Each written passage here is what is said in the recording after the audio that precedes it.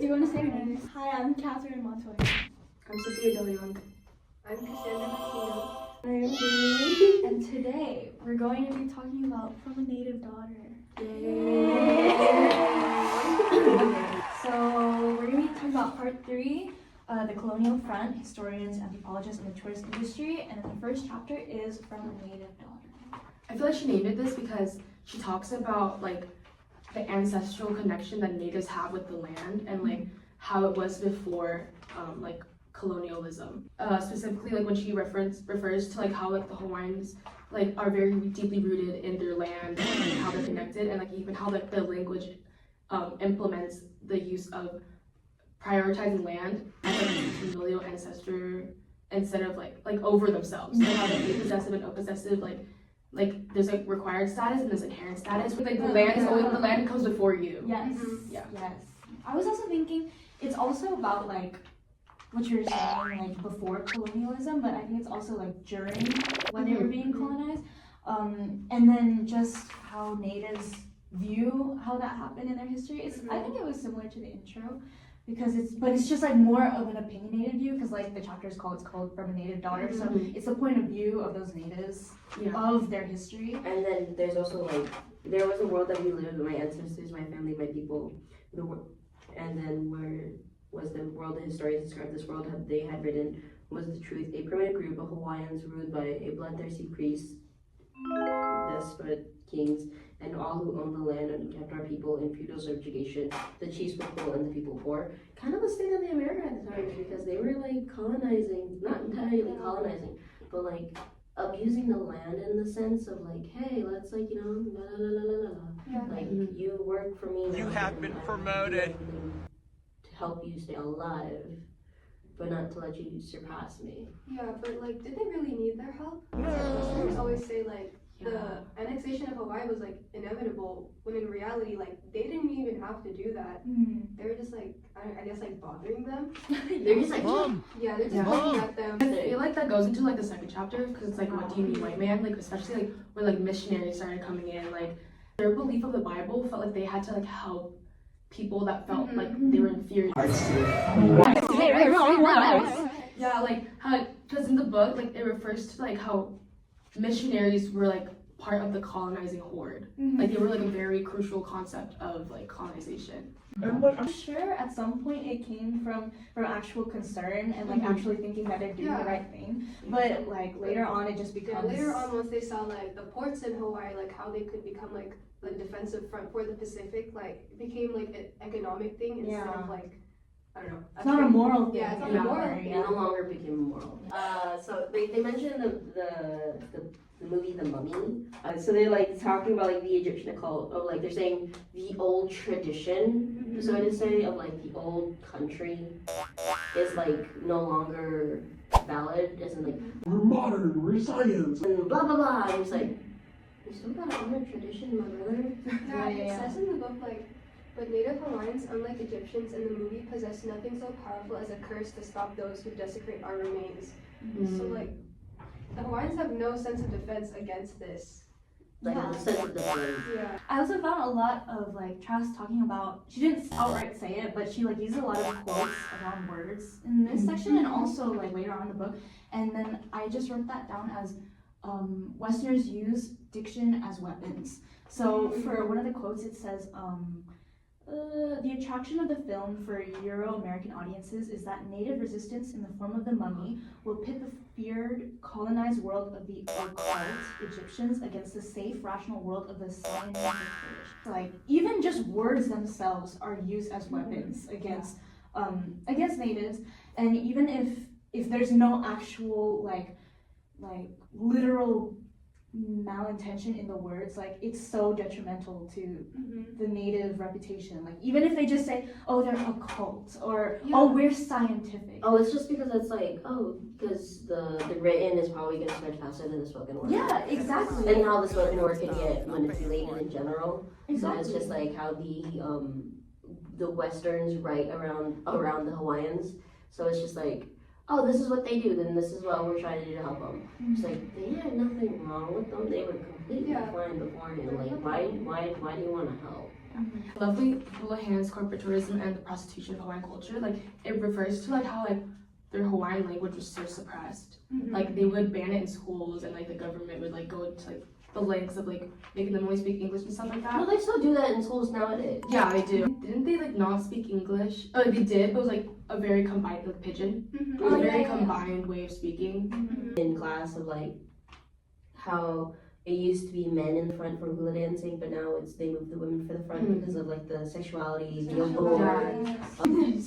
It says the industry thrives on the prostitution of Hawaiian culture, Hawaiian women, and the Hawaiian land. Yeah, because like hula dancing was very commercialized. Like it was a way of them connecting to the land and like appreciating what they have. But then like after colonialism, like it got used as a way of like promoting tourists, and then like there was like a quote that said, "Prostitution in this context refers to the entire institution that defines a woman and by extension the female as an object of degraded and victimized sexual value for use in exchange for the medium of money." So like basically it was prostitution for them to be like sexualized by dancing because people were paying to see them. Exactly. Yeah, and what's interesting is like sexuality in the Western mind is like so heavily pushed onto females. But it's so weird because it said in this quote, culturally Hawaiians are very open and free about sexual relationships, although Christianity and organized religion have done much to damage these traditional sexual values.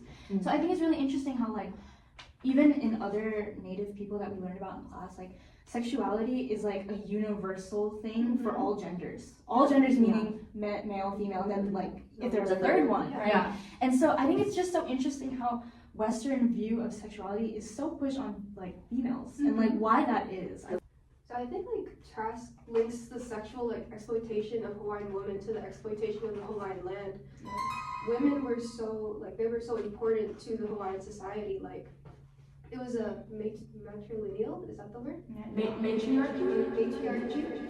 And then when you compare like I wouldn't really call like the Native Hawaiians like sentiments towards like regaining that matriarchy again as like general feminism, because like they already had it before. Like Western feminism is more like fighting to have the same opportunities as like men here, but over there it's like we just want to restore what we had before. It was just natural. Yeah, it was just natural. Something like that. And it was like even at like in some perspectives, women were seen as more powerful.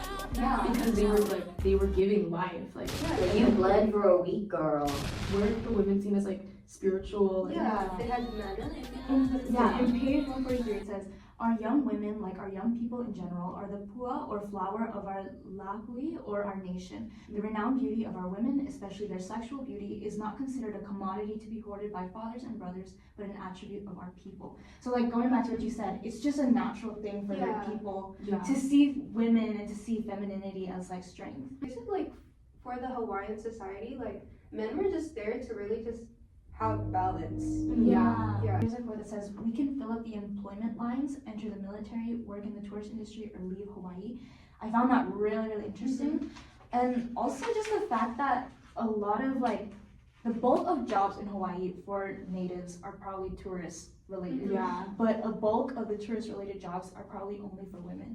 It's really hard for men, probably native Hawaiian men, to find jobs and to stay in Hawaii. Natives can't establish themselves and their families and their homes and try to fight for like regaining their own land because they can't even afford.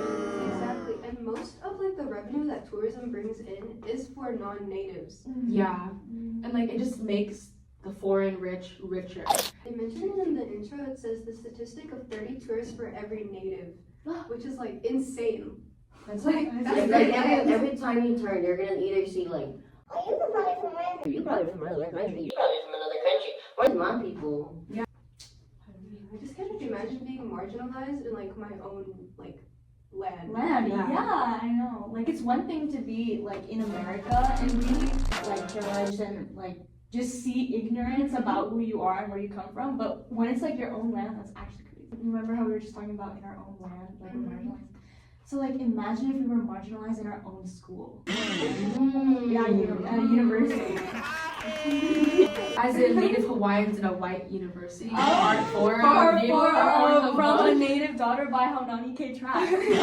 It's crazy to think that they brought American education, like the American history studies like curriculum was like created by a white man. and said nothing about the land that they're living on. Like, how are you going to be teaching on a land and not teaching about their past? Yeah. What's the Hawaiian educational curriculum of like what do they learn in history? Like, do they learn about like what everybody else learns, or do they learn about like their state? I think now there's definitely better, but like when it first started, it was horrible. Like especially when Trask was stepping into the systems, like probably when it started getting better. Yeah. And that's crazy that her stepping in was like the first time that an actual native could fill the position of like Hawaiian representative at that school. And that wasn't even Hawaiian history. Like, Yeah, and it was like this was like what the 80s, 90s? Yeah. This is so recent. Yeah. And so it's not, you shouldn't bring politics in to you know, discourage or like or harm actual like learning of the past, but at the same time, like that's why you gotta keep the truth and you gotta teach that in the classroom because that's what's gonna go out into the world. Like, it's basically just talking about like the University of Hawaii and how it's like a colonial institution. Like there's more white people than there are natives. Buddy, Weird. you're weird. In the book, she was talking like it's like how the University of Hawaii was kind of like a counterpart of the American military. It's just another form of like systemic colonialism and like erasure, which is like a repeating pattern in U.S. history. And also, aside from military government too, she was talking about that later on in the chapter about like it's whatever student government is happening, that's what's gonna go out into the world. Yeah. And like so like you're saying, systematic racism, it's taught in school in those student governments so that later on it's normalized for those people that go into government. It still wasn't Hawaiian majority. Like they were like so like up. How are you gonna be a minority in your land? How are you gonna make a struggle? She basically just talks about her experience and how it was like really hard. She was met with like racial and sexual like resistance because you know she was a Native woman. And like when she was like going for the position like of the study like the American Studies department, like they knew of her political views and her stance and like she was very like vocal about it. But because she was so vocal about it, like when it was crazy like when that one like faculty member was saying that it would be inappropriate to hire her because she was radical. And the woman who said that was Asian. And a woman. And I saw her on the same I know, team. right? What the heck? And like she was accused of reverse racism. Like, hello. What does that mean? What does that mean? Like there should have been more of her Yes. before she came. And there should be more people that are already there supporting her, like Exactly. that woman. Like there should have been one Native woman. Yeah, that's the reason you have to not support her other than be racist. I Yeah. know. Or Other than, the political ideals, she's just radical. Yeah. There's this lady that was like there was posters around their school about like her being What was that? the Nazi-like quality of the flyer against Mari Matsuoka, calling for her sterilization and the fumigation of this vermin from the campus is shocking. The combination of super patriotic militaristic ideology in the flyer with this call for physical harm against Mari is a clear sign of vicious intent of these racists. Okay. And to have something just publicly like displayed like that. And nothing happened. And I also was writing a lot about the power of anonymity. So like being anonymous. That's a very common thing now. Yeah, you can just get away with saying absolutely anything. Yeah. Well, it says that women like initially were chiefs, priests, and healers.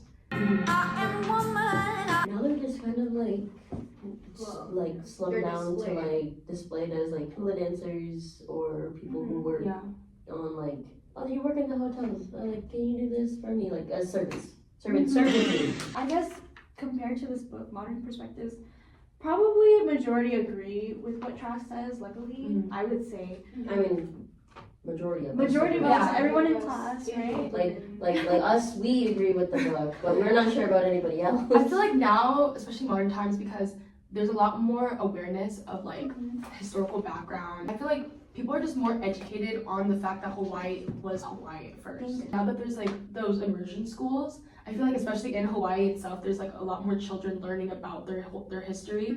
That's like their part where like they're reclaiming their history, their land, their language to like be able to share it with the future like Hawaiians. Like, But it's just crazy how much time it took and how much like just one voice, like just Trask herself, probably made such a big difference. But that also goes into the fact that like how did only one voice manage to like make that big of a difference? Like imagine if everyone actually spoke about it. Imagine if everyone did, how much faster it could have been to integrate modern beliefs. So long as it's integrated into the government, into whatever normalized period, like people are just gonna forever think that like natives will forever think that, oh, this is normal. Like they don't know what it was like before. Yeah. And like they couldn't learn about their past. Like it was like being prevented. So like the fact that it's like happening now, like now is when things are changing, is such a crazy time to be living in. Yeah. I mean, it's a good thing that it's like it's now, because like there's like always there's more open sources, like for example the book, like open sources of what has been done in the past, of like compared to then, and it's harder to do like research on such a subject. I'd say like also like I feel like one difference that they've been making is like how much more vocal people from Hawaii are telling like foreigners like don't move here, like if you're gonna come here like only for vacation, like don't stay too long, respect the land, respect the people, like don't overstep the boundaries, you know. You wouldn't know what it would be like without tourism and other things until they actually start. Until it happens. Like you don't know their case. It's a possibility. Like You they don't think they're know. so incapable. Yeah. But like how do you know that because it's never happened? It's so hard to like amend those like things that the U.S. has done, because their image is so tarnished in the Hawaiians' like minds. Like even Trask herself says, if you're thinking of visiting my homeland, please just don't. We want our land, our culture, our dignity, and our nation back. So it's to the point where like they just want get the fed up. Americans like out. They're just fed up. Yeah. Yeah. And whatever, like, even if they could possibly want to redo what they've done already and fix what they've done, it'll probably take just as much time as it took to implement those things, or more, because it's not about laws, and it's not about rewriting like things that can be written. It's about like mindsets, Yeah, and it's exactly. about culture. Like you've already destroyed a culture, rewritten a culture. Like now you have to create a new culture. Yeah. Exactly. Like you have to build off of the foundation, or what's left of the foundation that was left in the original. And there's nothing left. Yeah, it's like they have to pick up the pieces and like build off of what they can assume was the origin, stuff like that. Some people don't even know that like Puerto Rico and like other countries like Guam are part of the U.S. Like it's a U.S. territory. Like, Yeah, people don't know. People don't know these things. No, they also don't know how far away Hawaii is. Yeah, people think like, oh, Hawaii is in America, like you can drive there or what? Like, understanding that concept of manifest destiny and like thinking about like how Hawaii became part of the U.S.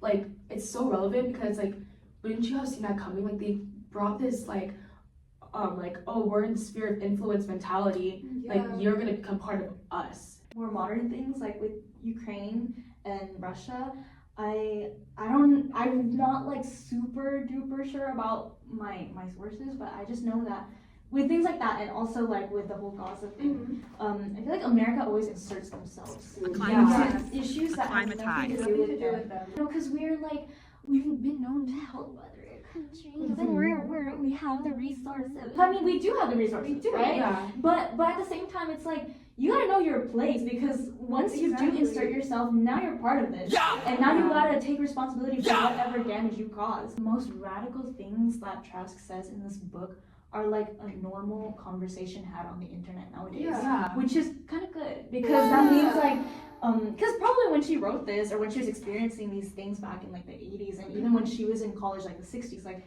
there's no way that would be like a normal everyday conversation. I feel like someone would be like, oh my god, what are you talking about that?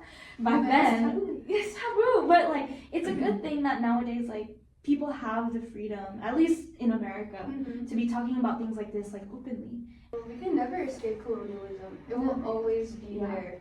And we just have to like restore, the consequences that we placed on these different nations, especially in Hawaii. Yeah. Like the government needs to take more like accountability for what they've done, instead of like trying to cover it up, exploiting it. especially like now. We need to be aware about these things, because like if you think about like the annexation of Hawaii, it was pretty recent. Yeah. You ever think about why Hawaii is the 50th state? Like, Yeah.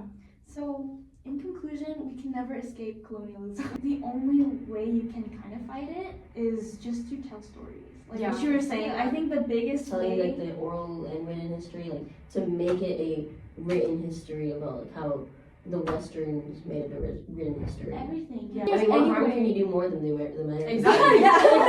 what more can you do? They've already done the worst of the worst. Yeah. So yeah. And I think the best thing that I guess white people can do to help if they want to help is to just give us space to tell our stories. That's it. And like don't try to jump in and say, oh this or well no actually. But like, you know, just give us an audience. That's all we need. For like Cause like it doesn't that what Trash said like not to visit Hawaii, just give us space. Yeah. It's kind of like the same thing. Like appreciate and don't appropriate. yes, I think that's it. That's it. Thanks for listening. Thanks for listening. hi. Bye.